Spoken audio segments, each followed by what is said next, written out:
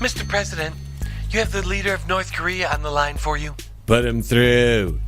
Kim. Thank you for taking my call, Most Honorable Donald. How you doing? I am not happy about nuclear deal. What's the problem, Kim? I thought we negotiated a deal.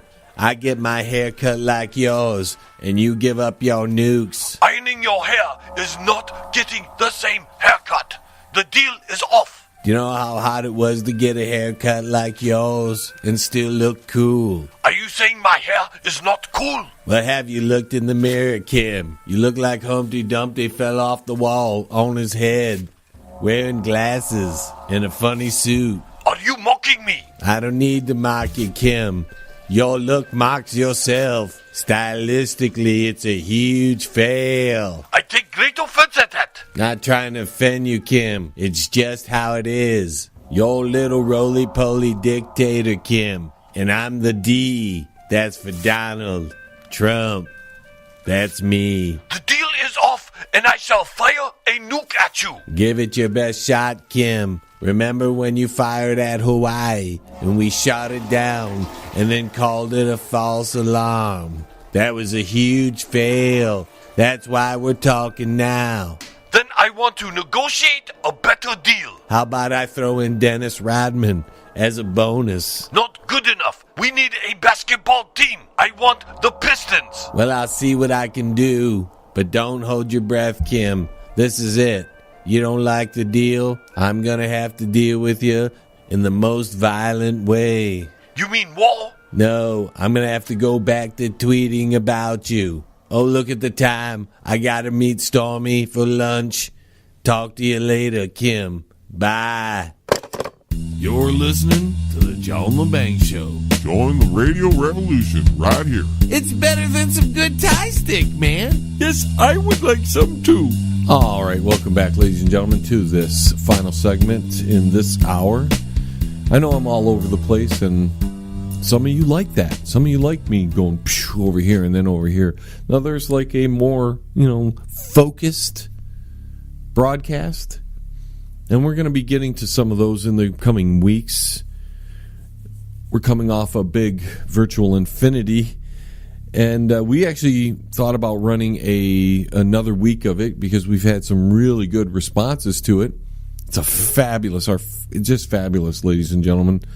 We had an interview just recently on 920 WN, the Apple, Jonathan Rios over there, and he kind of kicked it off for us, and I appreciate him showing the support to the broadcast as much as he does. I mean, there's some really, really great station owners out there, and then there are a few out there that we're about ready to give them the, flush. So anyway, since we're all over the place this hour, I thought I'd touch on this one in this final short segment. U.S. has spent $2.8 trillion on terrorism fight.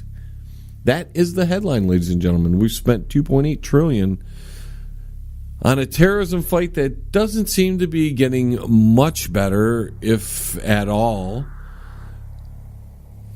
And it may have sparked more unstable situations across the world. So I'm asking you, ladies and gentlemen, has it been worth $2.8 trillion in U.S. Treasury, your tax dollars, ladies and gentlemen, and on top of that, all the lives that have been lost in this fight and all the other things that are not calculated in this tally here? Has it been worth it? Have we got a good deal for our hard-earned money? I don't think we have. And in fact, when you look back at it and you realize that we attacked Afghanistan, even though it was primarily Saudi Arabians who attacked us on 9/11, and all the money and people we lost there, and the lack of real gains in Afghanistan. Iraq hasn't gone the way we envisioned it when it happened. In fact, I think it's probably gone the opposite way. It looks like Iran has more influence in Iraq than the United States does at times.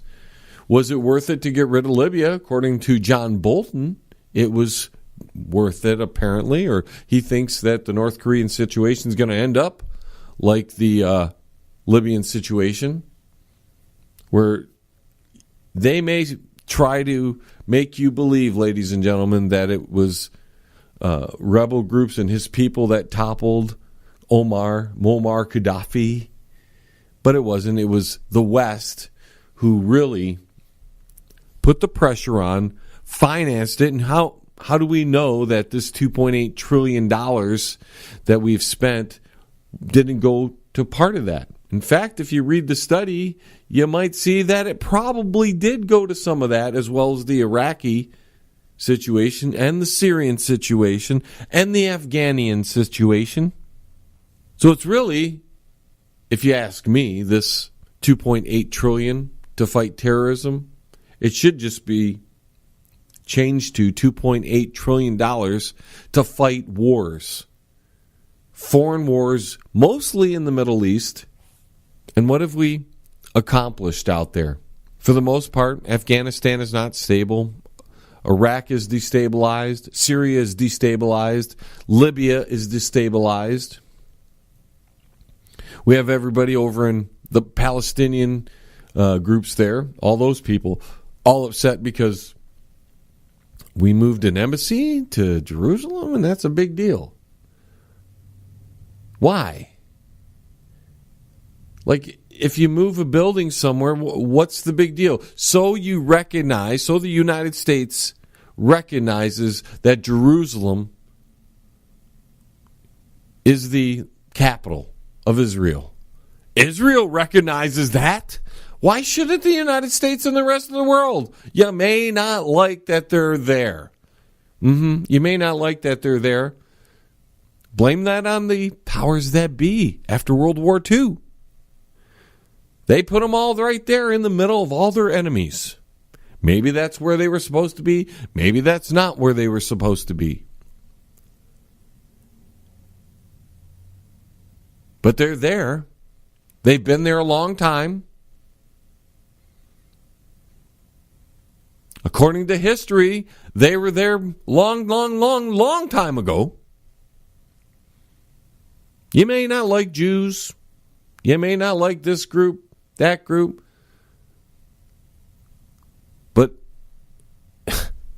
going insane as we have over the U.S. moving their embassy and recognizing Jerusalem as the capital of Israel, it's just another foolish, if not something more nefarious action by the powers that hate Israel. And I don't really care what the capital of Israel is. It doesn't matter to me.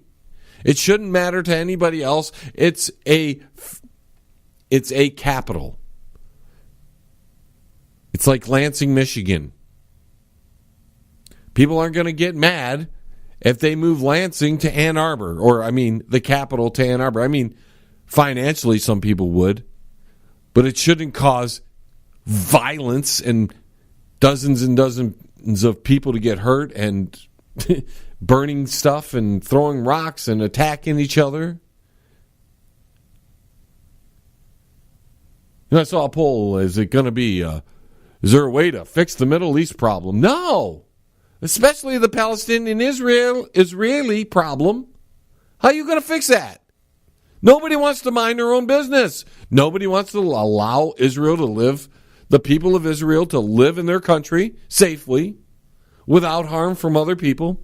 Nobody in the Palestinian Authority wants that. Nobody in Hezbollah wants that. Nobody from Iran wants that. Looks like Turkey doesn't want that.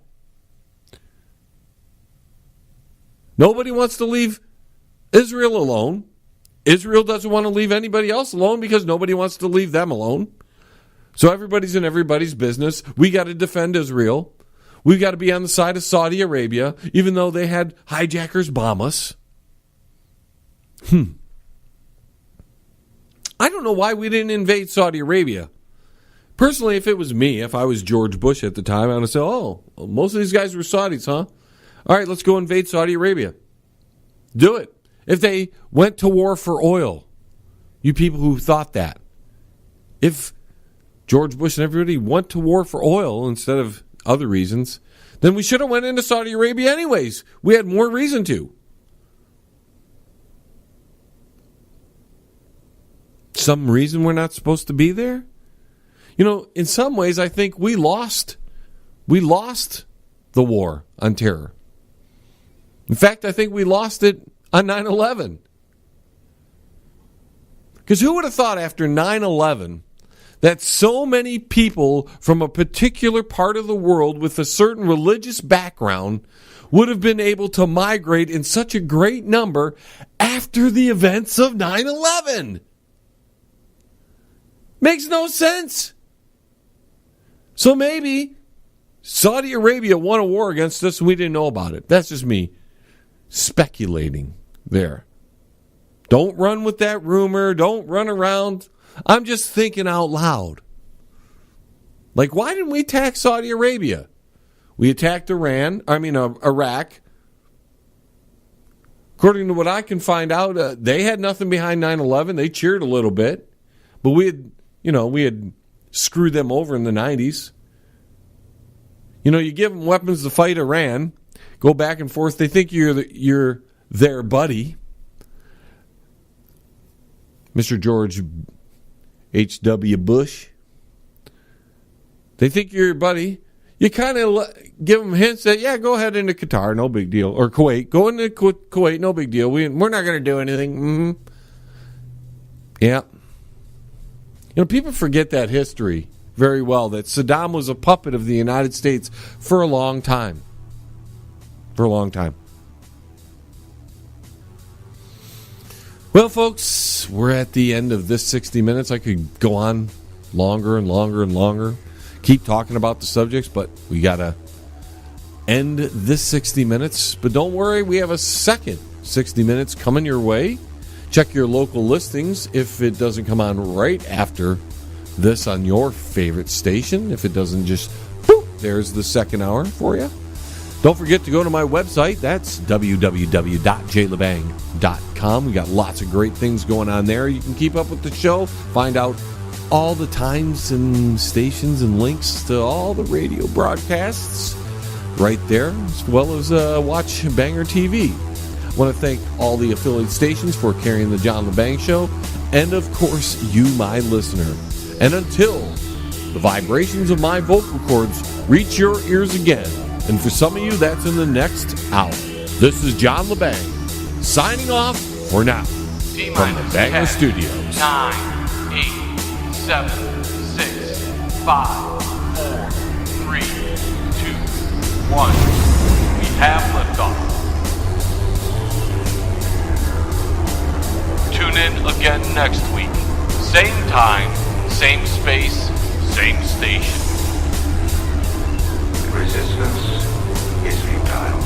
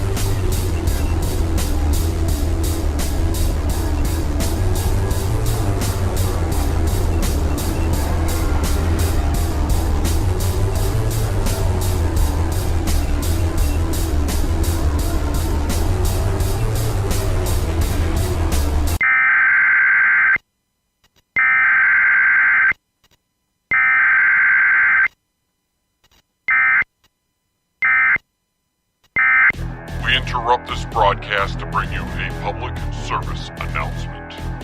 ComScam's cable service sucks. We now return you to your regularly scheduled programming.